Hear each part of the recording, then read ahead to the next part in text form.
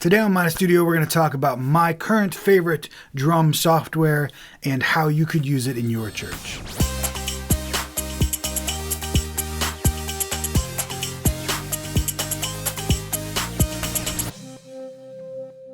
Welcome to Mina Studio. My name's Nathan. With me as always is my tech director, Ronald, back there bathed in majestic light. Today we're going to talk about my new favorite drum software. So I've been recording the Hymns of the Father album recently, which will come out in September and is going to be awesome. So obviously, if you have a great acoustic kit and a great sound engineer, that's the way to go. That's going to sound the absolute best. Also, congratulations on winning the lottery, by the way. But if you don't have either one of those things, then it's not going to sound great. If you have a great sounding kit, but a sound engineer who doesn't know how to mix it, it's going to sound really bad. If you have a really bad kit and a great sound engineer, well, it's going to sound a little better than the other option, but still not great. So if you don't have both of those things, sometimes doing an electronic kit with a good virtual instrument like Addictive Drums can give you a much better sound. And I'm kind of picky when it comes to drum sounds. I don't have the equipment or the ability to record really good acoustic drums at my house. So I went the electronic route. I have an electronic drum kit, which I'll show you. This is the Alias Nitro Mesh drum kit. Doesn't have to be red. That's just the one that was on sale. Usually they're black. So they're a really cheap kit. They're around $400. And if you've ever watched this channel, you know what I'm going to say next. I got mine on sale, as I do with everything, for about $300, which is about as low as you can get for an electronic drum kit, especially one with mesh heads. And I really like it. It works really well. Now, I'm not a drummer per se. If you are a drummer, you might be a little more picky. The heads are a bit small. The rims are a little high, so you might accidentally hit the rims if you're good at what you're doing. There's more expensive kits with better options, but that's the one I use. It works really well for me. And then the virtual drum instrument I use to get the sounds is Addictive Drums. Addictive Drums 2xLN. It's about $150 and you get 3 kits with it. And obviously I got that on sale too. They do a sale once or twice a year where it's half price. So I got it for about $80 and you get to choose which 3 drum kits you want. They have models of, I don't know, it's probably 15 or so different kits you can choose from. Then the next time it went on sale for half off, I got 3 more kits. So I got 6 total kits in my software and I think they sound fantastic. Now, if you're using MainStage, the drum kits that come with MainStage actually sound really, really good. So you might get away with those just fine, especially in a live situation where the difference isn't as big as in a studio. The kits that come with MainStage are really, really good for coming with a $40 program. So those are awesome. But if you're a little more picky, want a little more customization in your drums, you can try out Addictive Drums. So let's get into it. I'll show you my setup. I'll play a little bit so you can hear and kind of give you an idea of how it would sound and look at your church as well if you decided to go this route.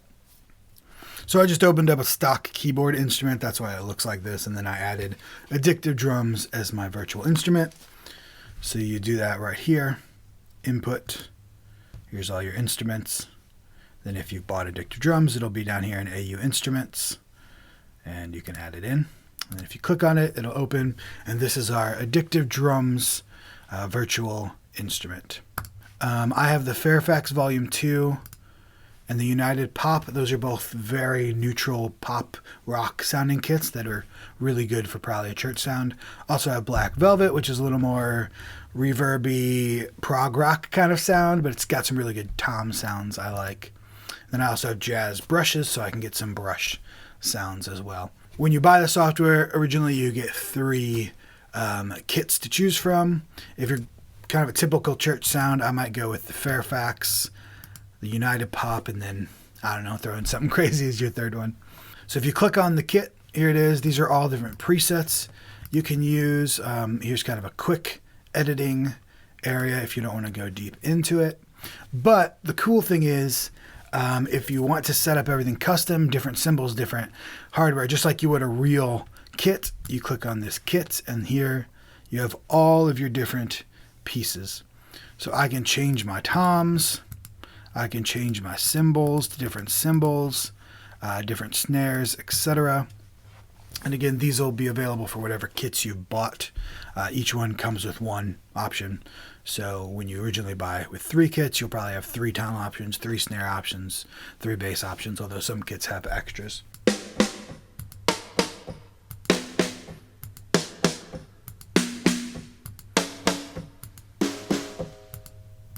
And then for each individual instrument, you have all of these options. Room level, OD level, overhead level, room level, overhead level, volume, you got pitch, you got reverbs and all this. I'm not going to go into that, but let's just say you can customize it a whole lot. Or if you want to, you can just pick the stock kits and they sound really good. And let me go on my drum kit and play a little beat with the stock kit. You'll see what that sounds like, and then I'll show you my more custom kit that I made.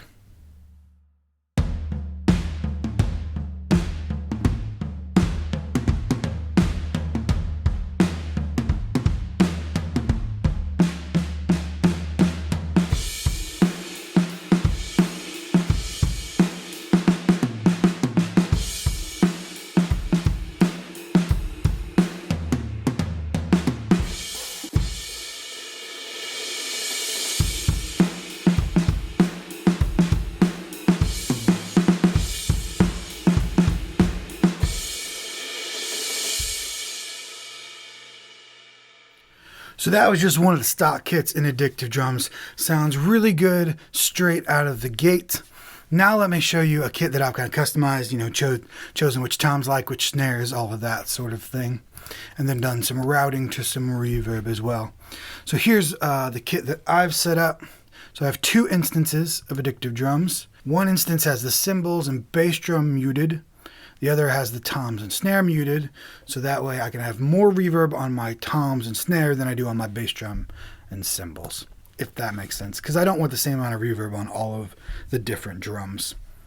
You can see I've selected all of the cymbals and drums that I like best, and then I've routed both to a reverb aux channel over here with Space Designer on it. That's the stock reverb. I usually use Valhalla or Phoenix Verb, but those cost extra. Valhalla is really good stuff, so is Phoenix Verb, but cost extra, and Space Designer is awesome by itself. So I've used Space Designer, routed these 2 to get a little reverb on them.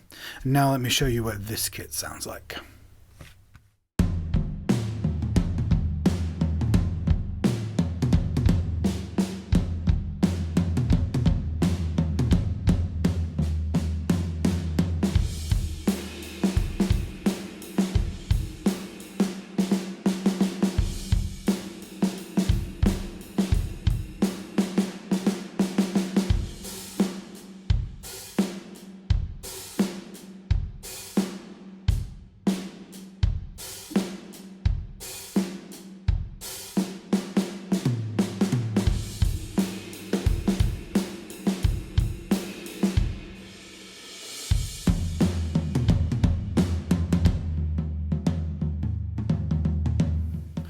All right, so that is what my custom kit sounds like.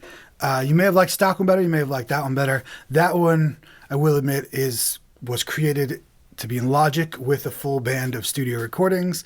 So it might have a little too much reverb or different levels than you might choose for live. So just to be fair, for comparison's sake, I'm going to use one of the built-in kits that comes with Mainstage. This is the Brooklyn preset with the Brooklyn kit.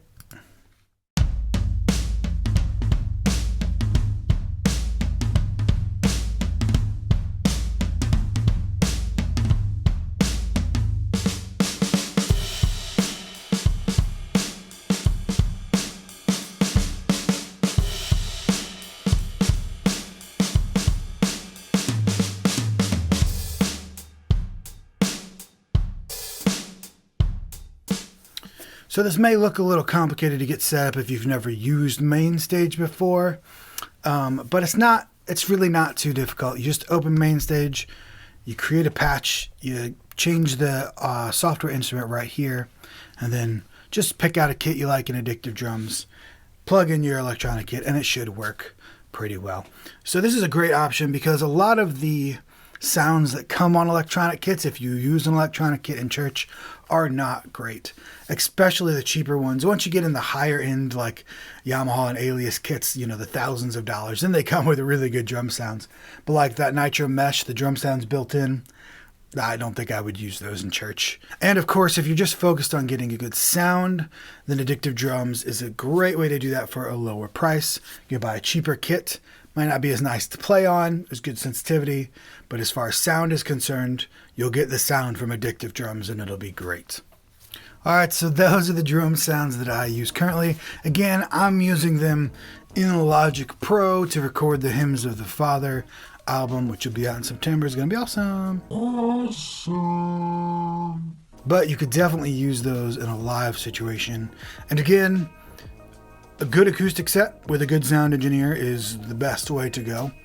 But a lot of churches don't have one or the other, or both of those, in which case it might sound much better to go with an electronic kit with something like Addictive Drums or even the stock drums in main stage.